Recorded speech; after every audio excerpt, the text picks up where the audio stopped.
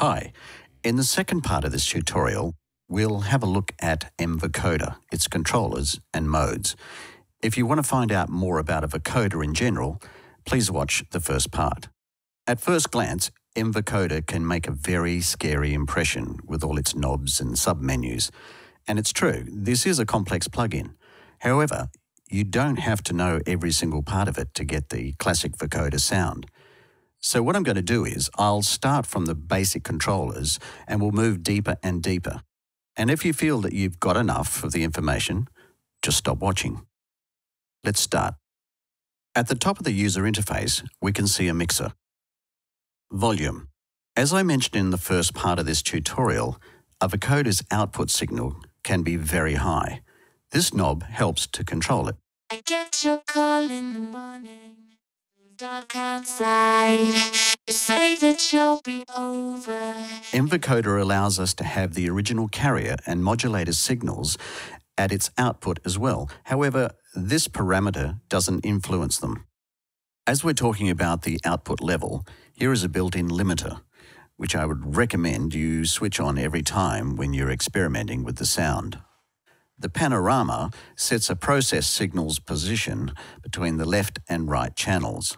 I just woke up not feeling bright, body hurting from last night. You say to me that Again, it doesn't affect the carrier and modulating signals. The carrier volume is responsible for the level of the original carrier signal at the output. You love it when nowhere goes. You say that that's the best. The carrier pan controls the original carrier signal location between the left and right channels. When I'm walking through the trees, and I'm looking older to you, whispering my ear, you're thinking of. The modulator volume mixes the original modulating signal into the processed one. I get your call in the morning, still dark outside. You say that you'll be over in the next 10. The modulator pan changes the original modulating signal's pan position. I just woke up not feeling right, body hurting from last night. You say to me, that's enough now. That's enough now.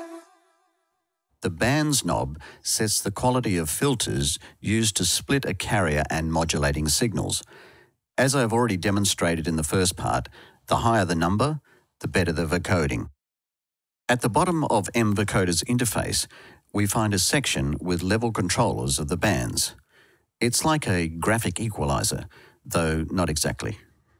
What we're dealing with is a set of bandpass filters distributed from 20 Hz to 20 kHz, and here we adjust their relative levels. Pay attention to the scale. As you can see, the upper half works from 0 to plus 12 dB. However, the lower one goes from 0 dB to a silence. So if you move a band down to the very bottom of the panel, it will disappear completely. You're my baby.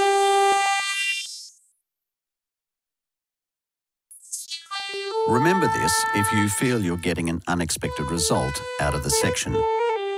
To quickly return a band's level back to its initial position, use the right-click mouse. Well, that should be enough for you to start making robot-like noises. The rest of this tutorial is for those who want to know every single aspect of MVocoder. Okay, let's dig a bit deeper. The ratio is multifunctional controller. Its behavior depends on the selected mode. MVocoder offers 8 different modes. The first one is a classic vocoder, which we know very well by now. In this mode, the ratio works as a balance between a vocoder and carrier signals. I get your call in the morning. That you'll be over. The second one is vocoder dual. When on, we have 2 vocoder processors working. First is when a modulator modulates a carrier, and the second one is the opposite of the previous. That is, a carrier modulates a modulator. The ratio knob sets the balance between these two vocoders. I get your call in the morning, still dark outside. You say that you'll be over in the next 10. The morph 1 and 2 modes are meant to morph between a carrier and modulator. A modulator and carrier.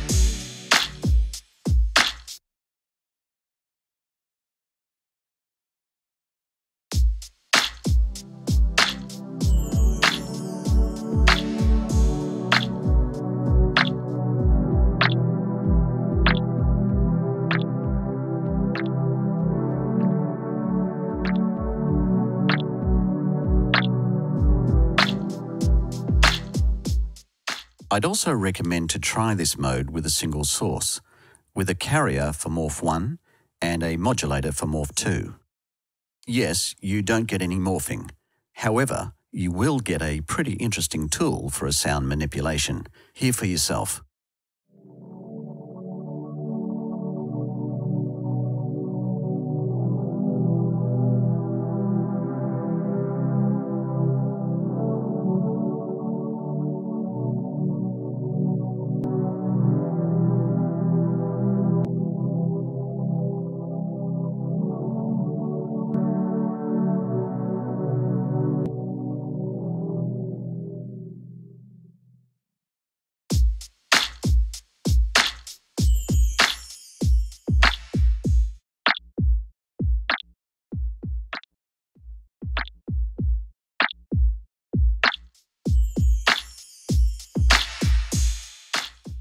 We'll spend more time with it in the third part of this tutorial. For now, let's move on.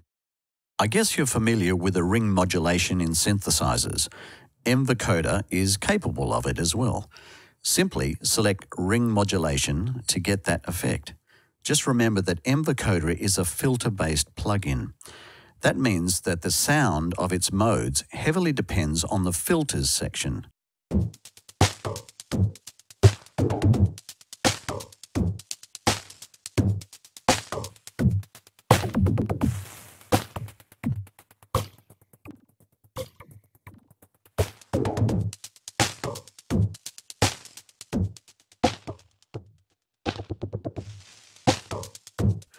The ratio controller adjusts the balance between a ring modulator and a carrier in this mode.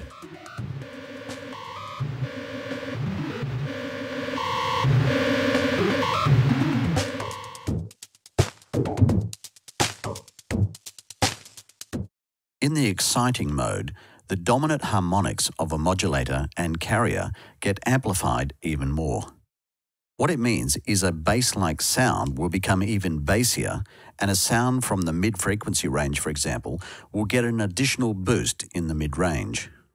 The inversion and dual inversion modes carry out the adverse effect to what vocoder and dual vocoder do in terms of amplifying or attenuating frequency ranges.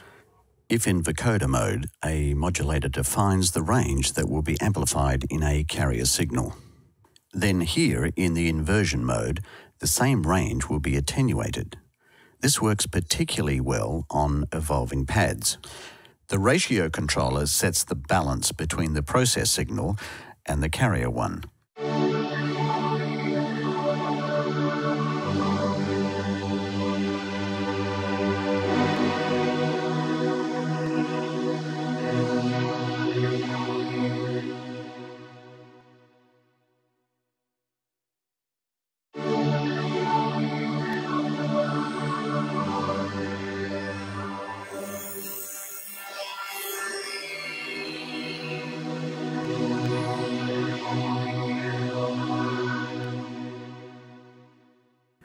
The swap carrier and modulator button does what it says. Handy if you want to quickly check the alternative vocoding.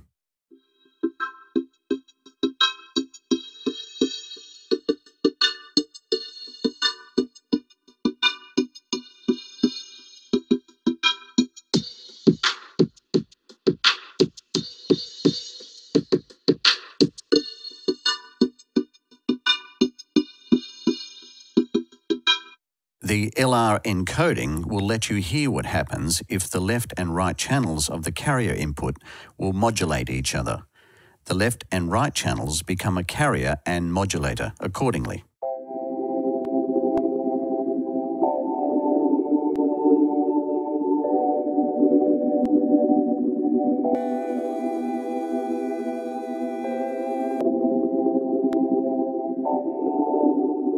It's also useful if you don't want or can't use a sidechain input for the modulator.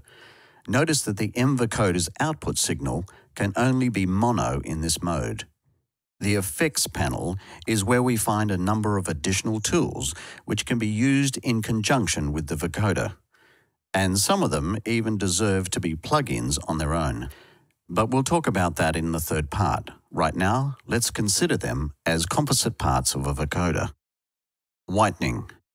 If you think that this controller turns a signal into the white noise, then you are not too far from the truth. The idea is to add an extra harmonic content to a carrier signal. When working with a speech vocoder, you'll find that getting an intelligible outcome is not such an easy task. Sometimes we have to go through dozens of possible carrier sounds to find that special one which works the best. The whitening can help here by making the carrier sound brighter and thus considerably improving, so to speak, pronunciation of MVocoder. Here is the classic carrier sound. And here is the vocoder's sound. She be like, you the man, 'cause damn I lose these. And she just love it how I do me. She love the fact that I don't jump when she say so. Not too bad. However, we can easily improve it by turning the whitening up. She be like, you the man, 'cause damn I lose these. And she just love it how I do me. She love the fact that I don't jump when she say so. How I don't be up in the clubs, I just lay low. The next effect is the format shift.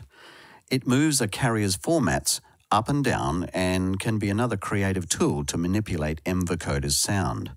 When I lay a track off, girl, she feel it 'cause she love real. And she know I'm the realest, yeah. I talk to her, and she can never get enough, so she don't say when. Gate threshold and gate ratio set up a gate effect on every band.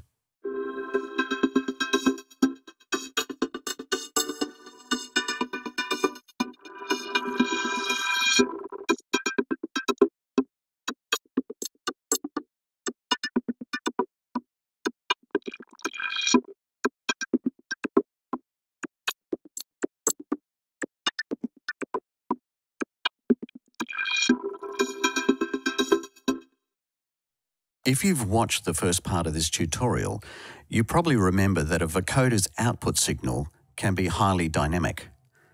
To make it more or less predictable, it's suggested to apply some dynamic control to a modulator and carrier before they enter the vocoder. Plus, it will improve the intelligibility of speech. In MVocoder, it's accomplished by applying a saturator to these signals. And that's what saturation car and saturation mod controllers do. Life seems to be slipping by you, like water pouring through your fingers. As the endless days of ponders result only in an increase in confusion. The blue grey skies transform unnoticed. The happiness of a day go forth without any acknowledgement.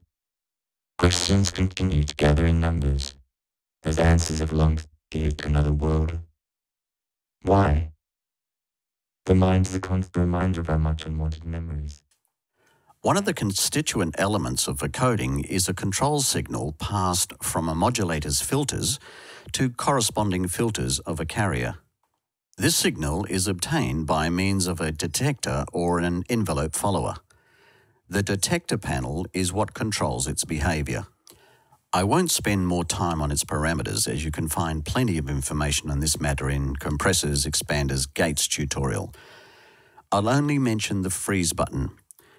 Pressing on it latches the control signal at its last calculated value, and it stays there until you turn this button off. Where we go when you're with me. Our destination from.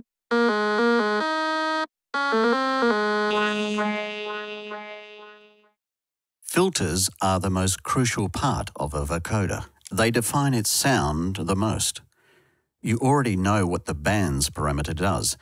Now the car order and mod order control the order of filters through which a carrier and modulator signals go. The higher the value, the higher the order. Higher orders make the filters more selective. That results in a better vocoding effect.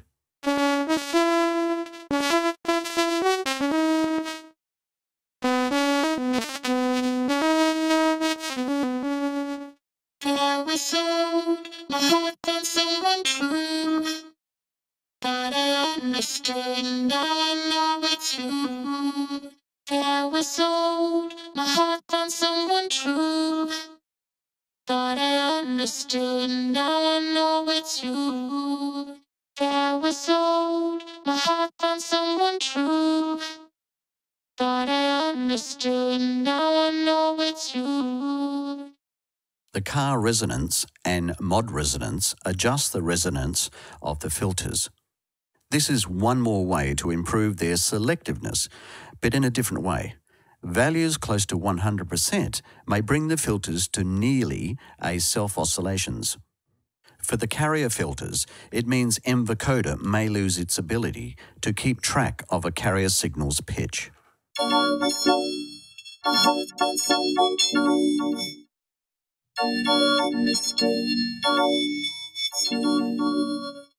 In case of the modulator filters, an excessive resonance may lead to a prolonged sound.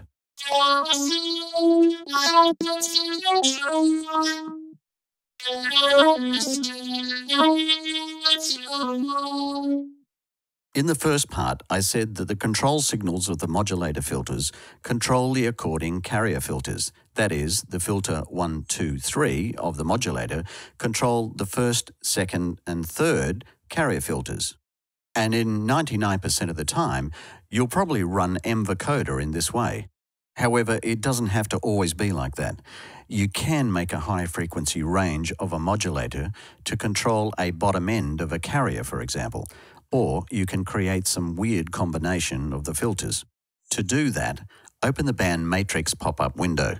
This is where we can freely reshuffle filter connections. The horizontal axis corresponds to the modulator's filters, starting from the left, 1, 2, 3, and so on. The vertical axis is where we have the carrier's ones. They are counted from the top, 1, 2, 3, to the bottom.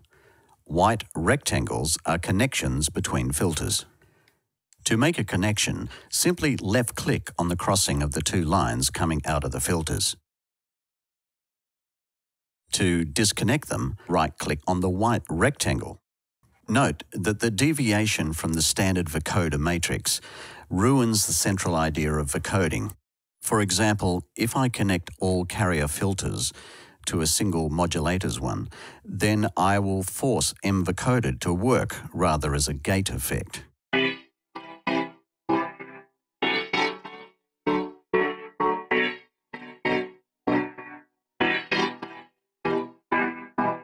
The last pop-up window we need to understand is the graphs. Let's open it. On the left side, we can see a selector of MVocoder's parameters. On the top is the Enable button, which switches the graph of the chosen parameters on and off. Let's turn on Frequencies Modulator and have a look at its graph. The vertical axis reflects frequency values. The horizontal one represents a current number of bands evenly distributed along the axis. The idea of this graph is to change that distribution. If I move and set this point here, then I'll shift the bottom limit of the frequency range in which the modulator filter works towards the high end. In a similar manner, If I budge that point, then the top limit will be offset to the left. And this is what we hear. In the second part of this tutorial, we will have a look at MVocoder, controllers and mode. MVocoder, talking with some bizarre accent. Please watch the first part. At first glance, MVocoder can make a very scary impression with all its knobs and sub-menus. So, what is it I actually did? I squeezed the modulator's filters range by limiting it from the top and bottom. However, the carrier's filters still cover the full range from 20 Hz to 20 kHz.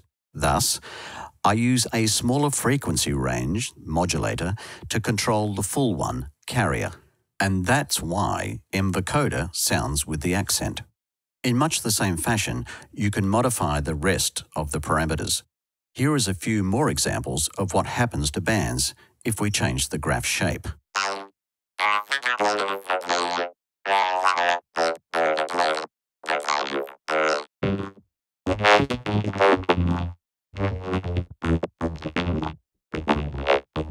I understand that the concept of a band redistribution may be hard to comprehend from the first time, yet as it gives you a great control over MVocoder, I would suggest you spend time with it. Well, we've familiarized with each controller of MVocoder. Now we need to figure out what to do with all this power. We'll talk about it in the final part of this tutorial. Thank you for watching.